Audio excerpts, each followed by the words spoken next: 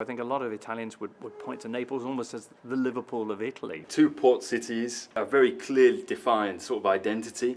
I would say, discriminated against by the rest of the country unfairly in some respects. A city with a uniquely creative outlook on life, a uniquely positive outlook on life, even when things aren't looking that rosy. They really stand up for themselves. So I think there's a lot of parallels to make there. Napoli, for all that they did play beautiful football, hadn't actually won anything under Sarri. They couldn't have got a better manager to follow Maurizio Sarri than Carlo Ancelotti. Whether he's technically or tactically as gifted as Sarri or revolutionary in the same way that Sarri was, he is somebody who comes with an incredible pedigree. He is a serial winner. He's won everywhere he's been. And they believe he can maybe help them make the difference in Europe. Ancelotti getting Liverpool drawn out of the hat, of course it's going to take him back, it's going to take everyone back to Istanbul when he was in charge of Milan.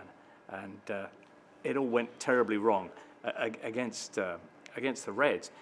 I think one that might take the most by surprise is Peter Zielinski, who is, I think, one of the most skillful players in Serie A. Maurizio Sarri said that this guy has the kind of ability to become a little bit like Kevin De Bruyne. Insigne can be incredibly dangerous, but he can also be incredibly frustrating. It depends which kind of evening he has. But as I say, the relationship that he has with Milik, that kind of classic big guy, little guy, does seem to be something that potentially could be really interesting for Napoli.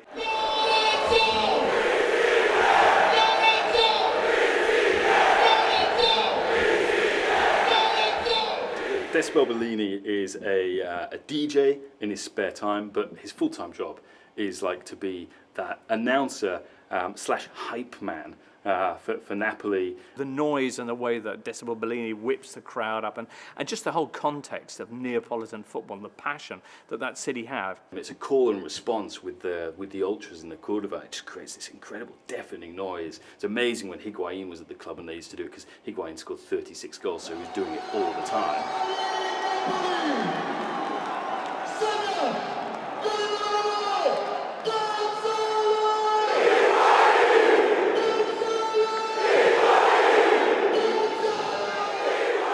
So yeah, given that Napoli score probably on average 100 goals a season, he needs a break in the summer, because I think his vocal cords are just shot to pieces.